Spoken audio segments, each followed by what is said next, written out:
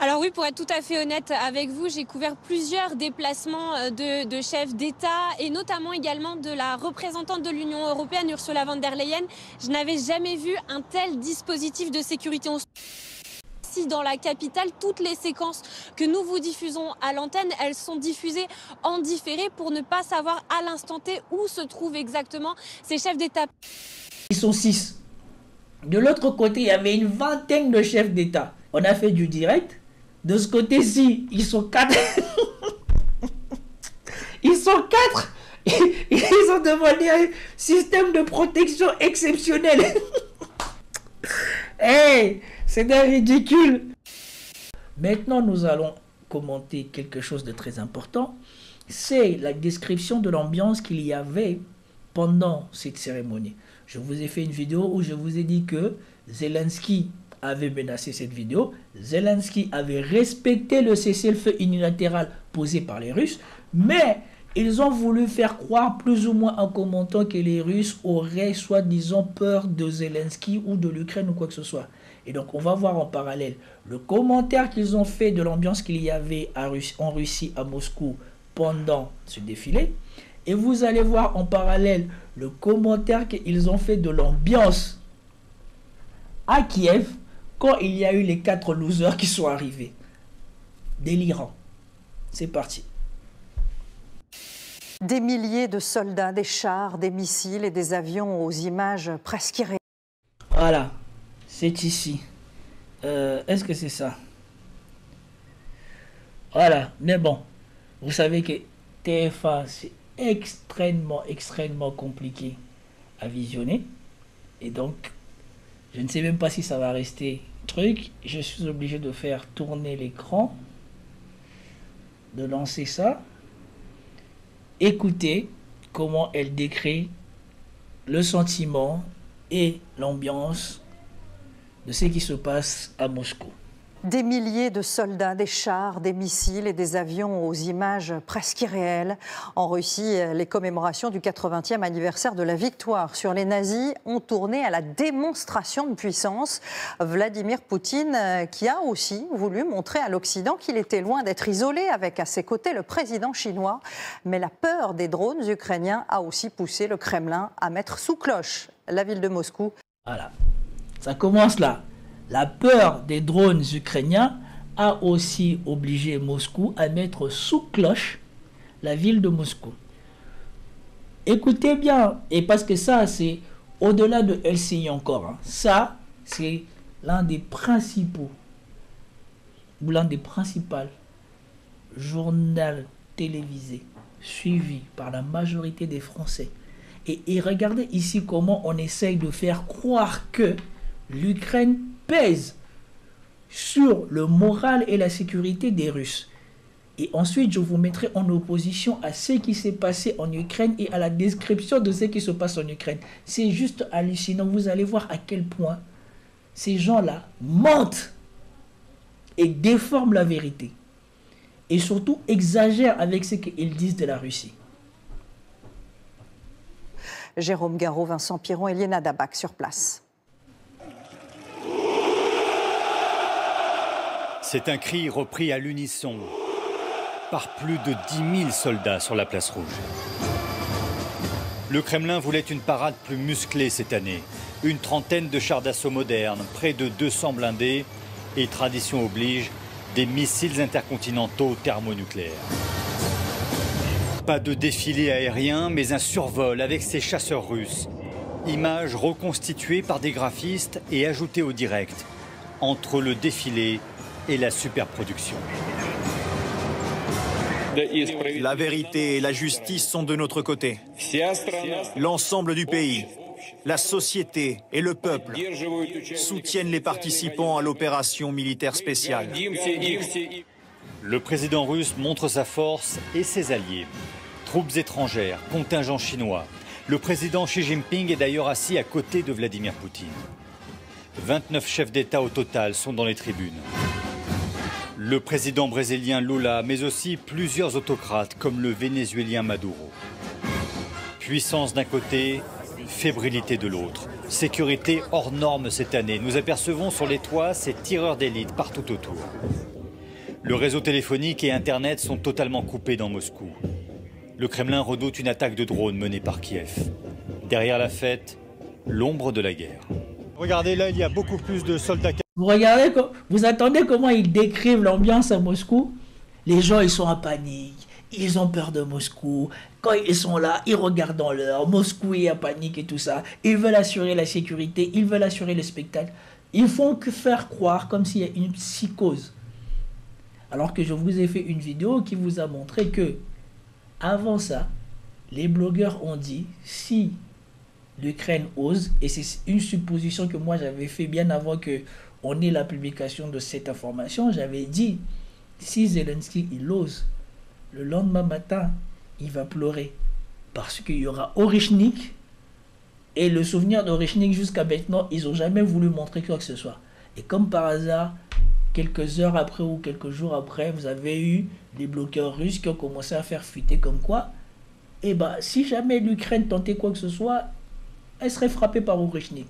Et vous avez eu LCI qui vous a fait la séquence que je vous ai montrée en disant que soi-disant les Russes, ils étaient vulnérables, ils étaient fragiles, ils n'étaient pas en sécurité. Si jamais ils commençaient à dire qu'ils vont frapper l'Ukraine avec Orychnik, c'est parce qu'ils ne sont pas sereins. Donc toi, tu organises le plus grand défilé, l'un des plus grands défilés du monde. Il y a quelqu'un, un idiot, qui s'amuse à dire que voilà, ton défilé il est menacé, ça se trouve on va tirer. Et tu vas juste lui dire non. Si tu tires, je ne vais pas bien te punir. Non. Je ne vais pas prendre l'un de mes meilleures armes pour utiliser contre toi. Non.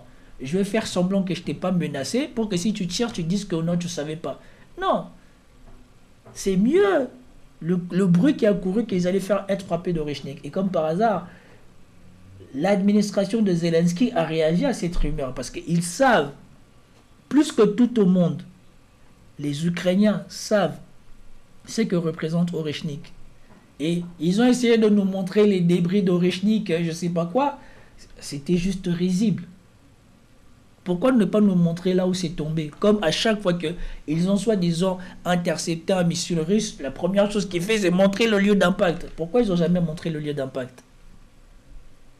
Casqués que les années précédentes, en tenue de combat avec des gilets pare-balles, ce sont des militaires qui reviennent du front. Très clairement, cette année, le Kremlin a voulu faire résonner sa victoire sur l'Allemagne nazie avec cette guerre en Ukraine.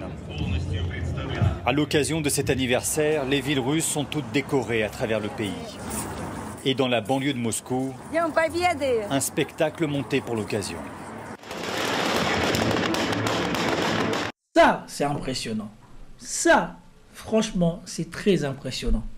Je ne sais pas où ils ont reproduit ça, mais apparemment, ils ont reproduit la prise du Reichstag par l'armée soviétique en 1945 ou en 1944. Franchement, ça, c'est super. Et là, tu vois qu'ils ont mis les moyens et que c'est spectaculaire et que pour eux, ça ne représente pas grand-chose. Et quand les autres là sur BFM TV, ils étaient en train, soi-disant, de contester le sacrifice russe et le rôle des Russes dans cette victoire, eh bien moi, je ne vois pas de drapeau américain dans la prise du Reichstag. Hein. La reconstitution de la prise du Reichstag allemand par l'armée rouge. Symbole de la chute du Troisième Reich, rejoué toute la semaine. Et pour ces familles, la Seconde Guerre mondiale est plus qu'un souvenir. L'essence même du patriotisme russe d'aujourd'hui. Il faut protéger notre patrie si elle est menacée, n'est-ce pas, Sergueï? Voilà, c'était ici. C'était cette mère qui est en train de parler à son fils. Qui dit à son fils qu'il faut protéger la patrie. Et en plus, c'est trop marrant puisqu'il s'appelle Sergueï comme le ministre des Affaires étrangères. Et franchement, il y a juste ça là. Moi, j'ai bien aimé ça. Regardez le mec qui secoue le drapeau soviétique.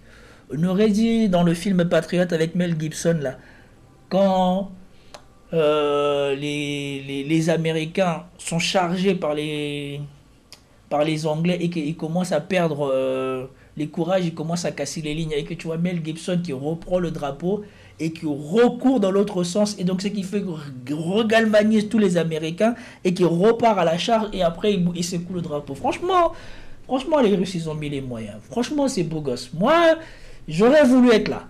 Quand je vois ça et je me souviens des différentes parades du 8 mai auxquelles j'ai vu en France à la télé, franchement, j'ai plus envie d'être ici et de voir ça que de voir ce que j'ai toujours vécu, de ce que j'ai toujours vu en France. Donc je vous remets le mec qui secoue son drapeau. Franchement, ça a de la gueule. Voilà, franchement, ça a de la gueule. Franchement, moi, je trouve que ça a beaucoup de la gueule. Maintenant, écoutons ce qui se finit. Bon, je suis obligé de faire comme ça parce que TF1, déjà, c'est pas sûr que les images que vous voyez là soient encore disponibles parce que TF1 n'aime pas du tout qu'on exploite ces images. Et donc, si jamais je dois monter, je pense que même ce sera moi-même qui devra monter cette vidéo pour que ça ne soit pas bloqué par YouTube ou par LCI, par TF1. Et pour ces familles, la Seconde Guerre mondiale est plus qu'un souvenir, l'essence même du patriotisme russe d'aujourd'hui. Il faut protéger notre patrie si elle est menacée, n'est-ce pas, Sergueï? Les garçons, vous êtes les prochains défenseurs du pays. Oui. Tu es prêt? Oui. Il est prêt. Ouais. Donc c'est dans la culture des Russes. Est-ce que vous avez déjà vu, vous, le 8 mai, des parents dire ça à leurs enfants et leurs enfants dire oui? Les enfants d'aujourd'hui, là, en France ou en Occident, dire ça, c'est ça qu'on retrouve encore un peu chez les Américains, parce qu'ils ont cette culture-là. Mais est-ce que vous avez déjà attendu ça encore en Europe? Prêt. Tu n'as pas peur? Non. Un anniversaire de la victoire pour remobiliser la société alors que la guerre continue. Les initiatives diplomatiques se succèdent et Vladimir Poutine ne concède pour l'instant à aucun compromis. Et c'est bien, c'est très bien d'attendre avec ce par quoi il a fini ici. Parce que quand on va arriver à un compromis de paix et au cinéma que fait Macron et ses amis, il faut bien se souvenir de ça. Les initiatives de paix se multiplient et Vladimir Poutine n'a rien cédé. À aucun compromis, je crois, ce qu'il vient de dire. C'est que je vous ai toujours prôné ici, bien avant même que je voie l'interview d'Emmanuel Todd. Je vous ai toujours dit, et Emmanuel Todd l'a souligné, depuis que le reste du monde a vu, c'est que nous tous, nous ne le passions pas possible. Quand on a vu le fanfaron français, comment il s'appelait, l'ex-ministre là, des Finances, cet escroc là, j'ai même oublié son nom, venir dire que soi-disant ils allaient faire tomber l'économie, Bruno Le Maire, venir dire que soi-disant ils allaient faire tomber l'économie russe en quelques jours, et que l'économie russe a tenu, et que nous avons attendu que soi-disant ils allaient donner de l'armement à l'Ukraine et que les Russes allaient tomber. Et surtout, la contre-offensive qui allait enfin renverser les choses. Quand on a vu tout ça allait être des fiascos, eh ben on s'est rendu compte que c'était fini. Celui qui avait le dernier mot dans toute cette histoire, que Trump soit là ou Biden soit là, c'était Vladimir Poutine. Trump, il est venu, il a parlé, Macron, ils ont parlé, ils n'ont jamais rien eu. Zelensky, il a monté son cessez-le-feu inconditionnel avec les Macron, les stammers, comme disait Sergueï Lavrov. Ils vont monter la tête à Zelensky, ils vont monter leur programme, ils vont aller vendre aux Américains, et après les Américains vont vendre à Poutine qui va dire non. Et aujourd'hui, ils essaient toujours de vendre le même projet, mais en disant que soi-disant c'est le projet américain. Ce ne sont pas les Américains qui ont imposé un cessez-le-feu. C'est les Ukrainiens qui ont vendu qu'ils ont besoin d'un cessez-le-feu aux Américains, qu'ils acceptent un cessez-le-feu. Regardez vous-même les conditions du cessez-le-feu des Ukrainiens. Ils veulent un cessez-le-feu pendant 30 jours où on ne fait rien. Et pendant ce temps-là, eux, ils se réarment, ils continuent à remobiliser, ils font tout le reste. C'est ce qu'ils ont toujours voulu. C'est ce qu'ils voulaient bien avant qu'ils aillent négocier. Souvenez-vous, Zelensky, avant qu'il aille se prendre sa raclée qui s'est pris à la Maison-Blanche, il était déjà parti avec le projet de cessez-le-feu. Et aujourd'hui, maintenant, c'est plus le cessez-le-feu des Ukrainiens, non, c'est devenu le cessez-le-feu des Américains. Les dirigeants européens réunis à Londres ont convenu dimanche de faire le gros dos et le gros du travail pour défendre leur continent et ont discuté des moyens de mettre fin à l'invasion de l'Ukraine par la Russie. Parmi les solutions envisagées, la mise en place d'un plan de paix alternatif à celui négocié ces derniers mois entre Washington et Moscou. Il y serait notamment question d'une trêve d'1 mois dans les combats aériens et maritimes ainsi que l'arrêt des attaques sur les infrastructures énergétiques des deux belligérants. Le plan serait rapidement proposé aux États-Unis. Puisqu'à l'issue du sommet hier, on a ressenti une certaine unanimité de la part des pays européens. Emmanuel Macron est donc même allé hier soir dans les colonnes du Figaro jusqu'à annoncer de manière assez officielle ce plan de paix en parlant d'une trêve d'1 mois qui concernerait les airs, les mers et les infrastructures énergétiques. Revirement donc ce matin. Voilà, vous voyez la photo? Je ne sais pas combien de fois ces mecs vont être ridiculisés. Et ils vous le vendent comme ça. Alors que je vous ai fait des vidéos qui montrent que les Américains sont en train de se retirer, vous allez attendre le fanfaron de Macron tout à l'heure quand il vend son projet. Il dit, nous, les Ukrainiens avec les Européens et les Américains. Quels Américains? Les Américains sont en train de partir. Et surtout, vous allez voir la réaction de Donald Trump, non pas au cessez-le-feu demandé par les Européens, qu'il n'en a rien à faire, à la proposition de Poutine. Vous allez voir.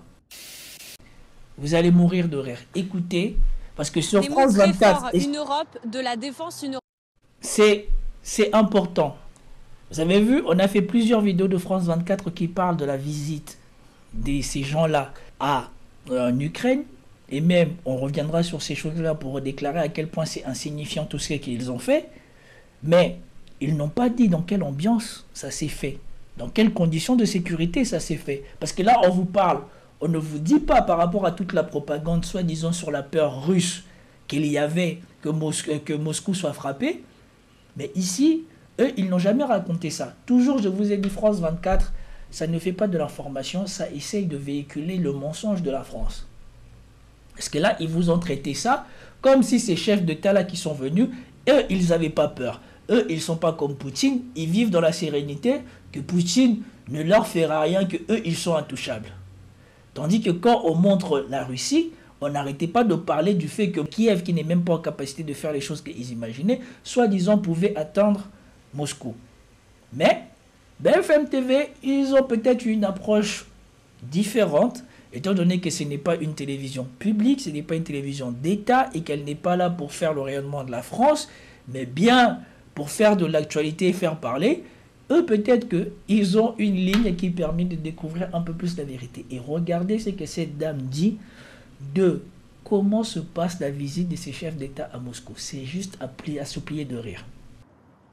Alors, je profite de votre présence. Je voudrais que vous nous expliquiez à quoi ressemble Kiev, la capitale ukrainienne, parce que on ignorait, hier soir, on écoutait Emmanuel Macron, on ne savait pas, avec sa conférence de presse avec Donald Tusk, on ne savait pas s'il allait venir. On nous explique, évidemment, ce que vous nous expliquez, ce que Thierry Arnaud aussi nous explique, c'est qu'on ne peut pas diffuser de séquences en direct, qu'il faut attendre que les séquences soient terminées pour en parler. Est-ce que ça veut dire que la capitale ukrainienne, que vous connaissez désormais très bien, est dans une configuration assez rare? Voilà la vérité. Voilà la vérité. Le cinéma des médias occidentaux, le cinéma des médias européens. Ils sont là, ils nous montrent des images comme si c'est filmé en direct, smooth, on n'a pas peur, on n'est pas inquiet, on est confiant. La Russie, c'est rien, c'est notre petit, il va pas nous viser. On est là, on n'a pas peur de Poutine, c'est nous qui le menaçons de faire la paix. Il a intérêt à faire la paix avec nous. Alors que c'est des peureux. Ils sont là, ils sont venus en cachant qu'ils allaient venir et ils sont là, ils font des cérémonies en cachant qu'ils sont en train de faire des cérémonies. Ils filment d'abord et quand ils ont fini, là, on va aller diffuser des images pendant qu'ils ont déjà quitté. Pendant qu'ils ont déjà quitté la place.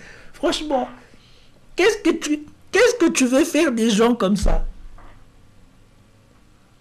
Qu'est-ce que tu veux faire des gens comme ça? Quand ils voient Poutine venir au front, mais il faut les attendre critiquer Poutine. On aurait dit que, je sais pas, le mec c'est un lâche, un machin, alors que c'est le seul de la plupart de tous ces dirigeants qui ait fait l'armée, qui ait fait l'espionnage, qui est un vrai espion et qui vraiment se tape. Lui, on va le traiter de peureux, de machin, de nini. Tandis que eux, qui se font passer pour des mecs confiants ou quoi que ce soit, vous avez vu dans leurs médias, personne n'a dit que c'était ça l'ambiance. Personne n'a dit que c'était ça. Ils ont bien souligné que les Russes, ils avaient même peur. Ils ont annulé leur parade de l'aviation parce qu'ils avaient peur. Mais là, on vous dit que les mecs, ils se baladent en soum-soum dans la ville pour faire les images, pour montrer que soit ils sont unis, ils n'ont pas peur de la Russie. Donc vous-même, vous venez, vous comportez en lâche pour venir réclamer que vous allez mettre la pression en celui qui se comporte en mec qui assume. Délirant. Écoutez maintenant la réponse. Alors oui, pour être tout à fait honnête avec vous, j'ai couvert plusieurs déplacements de chefs d'État et notamment également de la représentante de l'Union européenne, Ursula von der Leyen. Je n'avais jamais vu un tel dispositif de sécurité. On se trouve dans le centre-ville de Kiev. Vous attendez, hein? Souvenez-vous de la journaliste de TF1 qui racontait sa vie, que comme quoi on n'a jamais vu Kiev comme ça, et même du journaliste sur place comme quoi on n'a jamais vu Moscou comme ça. Et là, on vous dit que non, Moscou à côté, c'était rien. Là, ils ont tout barricadé. Quand je vous disais que eux, ils allaient respecter le couvre-feu de Vladimir Poutine, les gens ont cru que on rigolait. Non, ils ont intérêt à respecter le couvre-feu de Vladimir Poutine. C'est même une chance qu'il leur a offert. Parce que sans ça, ils allaient faire comment?